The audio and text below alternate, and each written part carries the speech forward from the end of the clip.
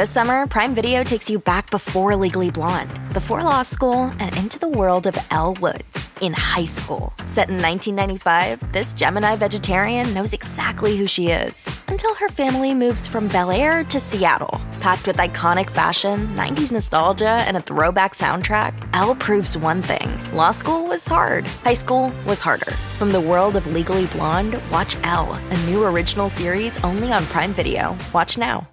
The best dancers from across the globe are about to join me for the audition of a lifetime. ABC Mondays. Do they have what it takes to compete and be the next Dancing with the Stars pro? I'm here to win. Nothing is going to stop me. Our star judges will decide. This is what hunger looks like. It was 100% a wrong choice. Robert Irwin hosts. The next era of ballroom starts right here on Dancing with the Stars, The Next Pro. All new Mondays, 8/7 Central on ABC, next day on Hulu.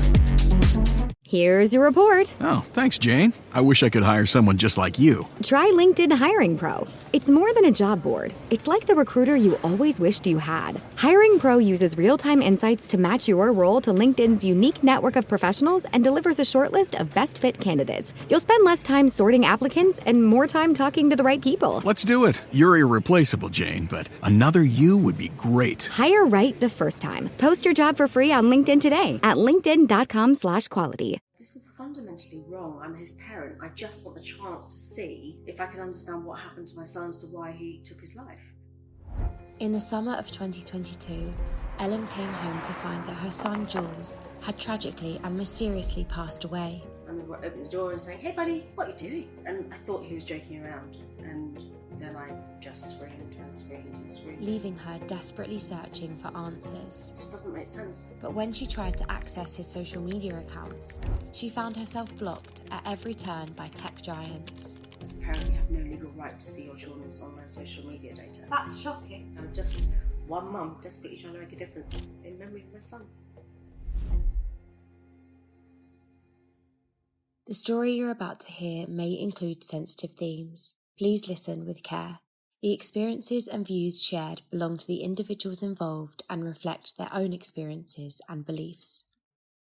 So Ellen, you and I have met before, quite briefly, at your house, and I was so deeply impacted by your story, and I wanted to have an opportunity to speak to you in a bit more detail and learn a bit more. Thank you. Can you talk to me about what happened that day in April 2022? So I had been out horse racing in Cheltenham for the day. I'd spoken throughout the day to my son, Jules, who was with friends. I said, "Have you eaten? We've had a pizza, Mum." Couldn't start the fire pit, so I used your nail varnish remover. And I remember saying, "Oh God, Jules, just be careful." He'd just been hanging out with his mates, and I'd spoken to him throughout the day, which was normal. He'd been laughing. You can see on our security camera him saying goodbye to his best friend at 8:46. And he laughs and says, "See you later, Munt," which is his last words, and walks into the house. What age was Jules at this time? 14. So he was almost 15. So I didn't think he was too young to be left on his own. I was babysitting at that age, and I'd spoken to him about an hour before and said, "I'll be home in..." Well, I'd actually said I'd be home in half an hour. It was an hour before I got home, which was then too late. Talk to me about that moment when, you pull up home, you walk through the front door, and you notice that something isn't right. So, yeah, I walked in. We were still laughing. We'd had a really nice day. I went straight up to Jules' room, and as I always would have done, I remember opening the door and saying, "Hey, buddy, what are you doing?" And found him unconscious in his bedroom. And I thought he was joking around, and then I just screamed and screamed and screamed. First on the scene with the fire brigade, apparently. I don't really remember. I think I was screaming and trying to give CPR along with my partner at the time. And then they took over. And then they eventually said we'd have to stop. Even if we brought him back now, he'd be brain dead. Oh my God. I can't even explain how horrific it was. It was horrendous. I don't remember a single other question they said to me. I can imagine a lot of that night is a blur. Yeah. They eventually, the senior investigating officers sat on Jules's bed. Jules was lying on the floor. I was one side and Matt, Jules's dad, was the other. And he asked me where I'd put the rope. It was to his dressing gown cord. And I said, "I don't remember." He said, "You must remember. Where'd you put it?" And I went, "I don't remember. I took it off his neck." And And they said, you must remember, he was a really aggressive guy, and I got really panicky, saying, I don't remember, I just wanted to make him breathe. We were questioned for a while then. Obviously, they have to rule out whether we were involved, which I understand, but the way he went about it was particularly harsh. I do remember saying, can I use Jules's dressing gown and cover him up, because he was getting cold and I didn't want him to get cold. So I pulled his dressing gown up to his neck. And apparently I was taken out of the room after they'd stopped working on him because I was so beside myself. And somebody came up and said, we're going to bring his body down. He'll be on a stretcher, but we won't cover his head. And then we had to get in the ambulance with him and sit for, I don't know, it felt like forever, probably about 40 minutes, going to Gloucester Royal. And Matt, Jules' dad, and I were saying, just sit up, Jules, just sit up. You need to just sit up. And obviously by that time he was already dead. I can't even begin to imagine the pain. Yeah. Do you know what happened to Jules that night? I know how he took his life because I found him. I don't know why, and it doesn't make sense. So we went to the inquest, the police did their investigation, and they said they couldn't be certain Jules was in a suicidal mood, and so it's a narrative of how he took his life on his death certificate. There was no mental health issues that anybody was aware of. There's no sign of any depression, so it doesn't actually say suicide on the death certificate. Should we talk about Jules as a gorgeous little boy that he was? Because I want to get to know Jules, the little boy you remember. He was the most quick-witted, loveliest boy. We just used to laugh together. We'd enjoy cooking. He always wanted to be a chef. Very bright. You know, I'm dyslexic, so I was always worried that he would take my dyslexia, but he wasn't dyslexic. We always say he took English from his dad and maths from me. But we split when Jules was 3 years old, and Matt and I said we chose to have a child together. He always comes first. And so we always put him first. We had Christmases together. We'd always do things jointly. It was our child. We just were no longer living together, but we were still friends, and we still are now. I love that you've got such a strong relationship with him, and that must have meant a lot to Jules as well. Yeah, and we always had a team WhatsApp group called Team Sweeney, so that he couldn't play one of us off against each other. So because he'd say something like, "Well, Mum says I can stay out till 8," and I go, "No, I didn't say that," you know. And so we always had a group WhatsApp to go, "No, did you actually say that?" So yeah, he knew where he stood, and we always tried to back each other up. But yeah, it's important. I think if you choose to have a child, they come first.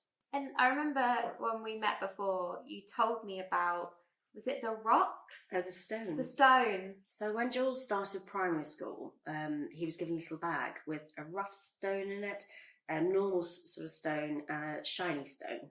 And it was encouraged that you would then get your child to talk about the rough bit or the hard part of the day, the medium, normal bit of the day, and the shiny bit, the good bit. And when he was younger, we used to get these out and do it at bedtime. But we had a ruling that I had to do it too. So it's like, what was the best bit of the day? And sometimes it's difficult to think of something, and he'd go, "Oh, I had this most amazing pepperoni pizza, Mum," or something. And then other times it was more serious conversations. And sometimes he'd come out with, "Well, actually, you know, it's a bit difficult. I fell out with so-and-so at school." And then we'd talk about it. And I think it was such a lovely way to get children to talk. And as much as he became a teenager and didn't really want to, he still would do it with me. And we did that from when he was 5 at school up until he died at 14. I think that's such a lovely thing to do with your child, and it also shows that you two had such a close relationship. Oh, we did, yeah. He always used to say, "Love you, Mum, best mum ever," which I'd reply, "Love you, son, best son ever."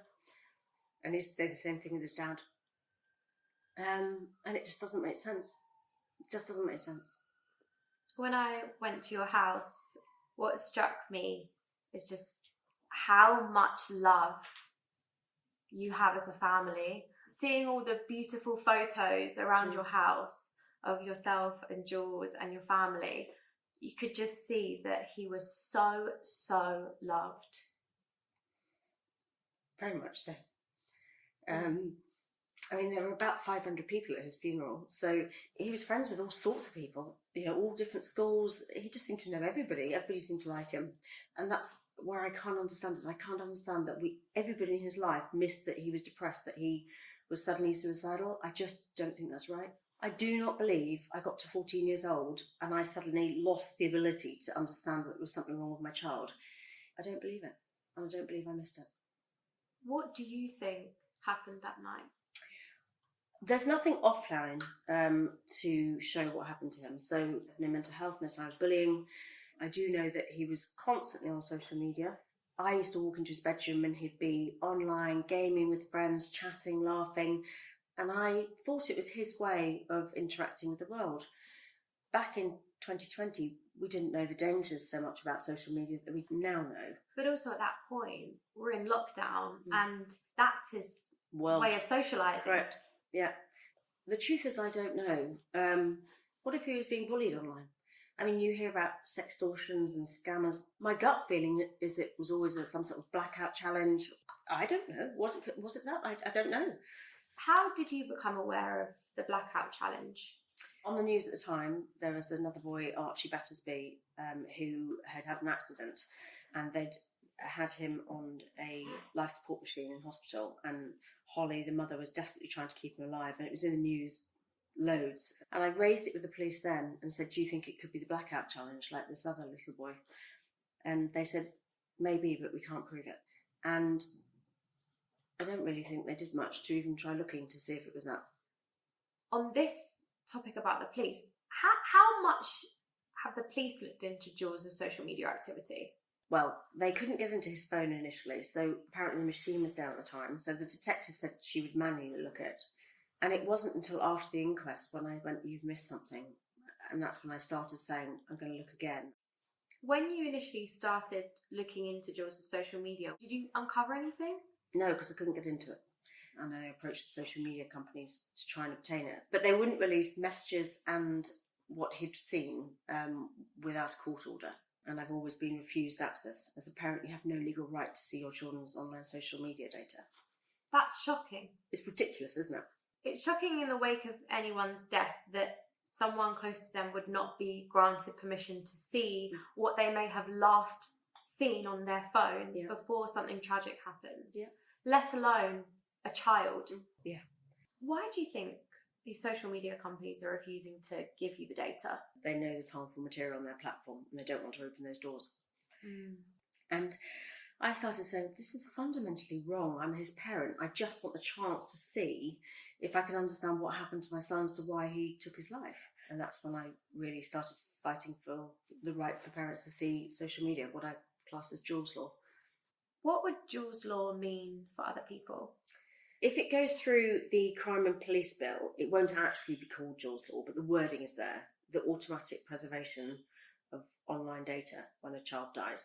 What I now know is that a lot of the information disappears after 90 days. So within 5 days, that data is preserved and just secure, which could bring answers. And then we get to hold companies properly accountable. If children are dying, being harmed because of it, we've got proof as well. That would help to make a difference to stop it going forward. This could also, by the sounds of it, have a wider impact on the kind of content that is being fed to young people. Yeah.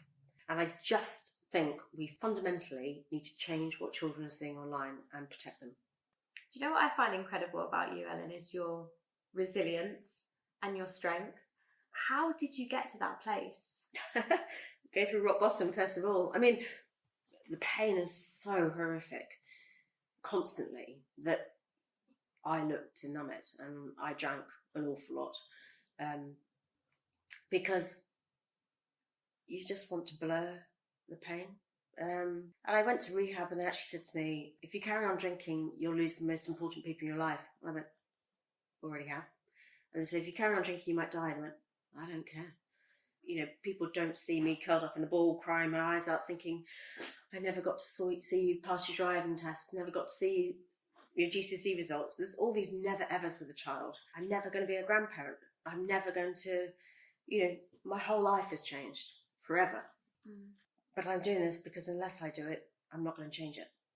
What has it been like for you having to do all this investigating yourself, also in the midst of grief? It's been a full-time job I never chose, and it's been hard. And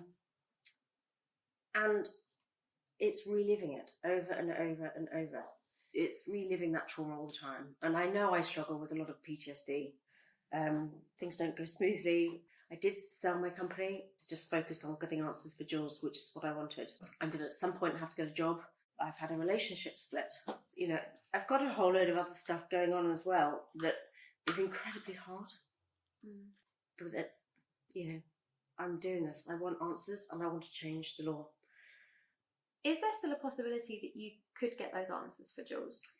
Well, today we've literally just filed the paperwork with the Attorney General this morning. I've got a email on the way here. So the only way I can get Jules's data is to get a court order. And the only way I can get a court order is to reply to the Attorney General. So that was filed this morning. And if I got it wrong, I will hold my hands up and say, I completely missed depression. And we all did, his grandparents, his friends, everybody. But I don't think we did. How will you feel if all your campaigning, it pays off and it finally becomes a reality? I will be pleased that I've changed the law. But I don't get the reward I want of Jules walking back in the door. I'll never get that. So then I guess I need to then focus on how we stop children dying. That would then be my next focus. I feel very much like a fraud. I'm just one mum desperately trying to make a difference in memory of my son. But honestly, I can't tell you how much of an impact you've had on me and Jules' story has had on me. And I wanted to do what I can to share your story and help you with your campaign in any way that I can, because I think it is so important. It is so fundamentally important. And I'm so sorry that you've had to go through what you have, and that I'm sure there are days where you don't feel positive in any way, but you have managed to turn this into a positive, and that is so inspiring. Thank you. Since filming, Ellen's campaign has led to the passing of Jules Law, protecting vital social media evidence after a child's death. Ellen continues to seek answers through a fresh inquest, where Jules' social media evidence can be properly examined. Follow the campaign at juleslaw.co.uk. If you or someone you know has been affected by the issues raised in this episode, please refer to the description for external resources.